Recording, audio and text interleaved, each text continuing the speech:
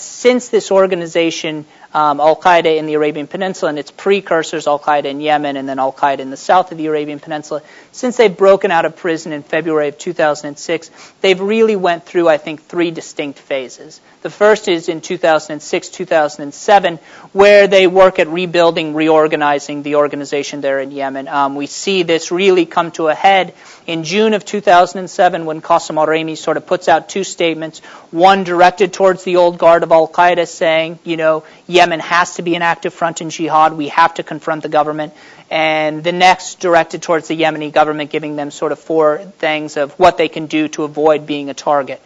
Then in January of 2008, the organization launches their bi-monthly journal, Sadr Mlahem, which is, I think, translated as the echo of battles. I think that's the best translation.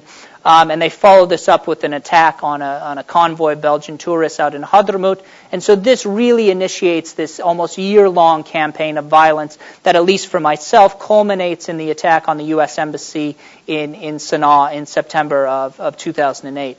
Then in January of 2009, as Dan said, we see this merger between Al-Qaeda in Yemen and Al-Qaeda in Saudi Arabia, moving it from a local chapter to a regional franchise. And this is the organization where Nasr al-Wahayshi and Saeed Ali al-Shihri have really started to focus more first on a regional reach, and then, of course, as we saw on Christmas Day, an ability to even reach into the U.S. And I think one of the important takeaways from this, if you will, is that Nasr al-Wahayshi and how he sort of set up the organization in Yemen has really attempted to follow the template that bin Laden has put down in Afghanistan in the 1990s when al-Wahayshi was a personal aide, personal secretary to bin Laden. And so he's accepted oaths of allegiance from individuals within Yemen.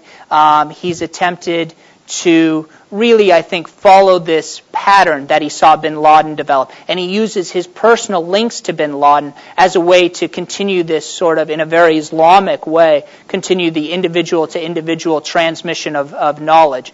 And so what we've seen is this organization is, I think, incredibly ambitious. They've put in a great deal of thought. They've learned from the mistakes in the first phase in Yemen, as well as what happened in Saudi Arabia. And now I think we are in a great deal of trouble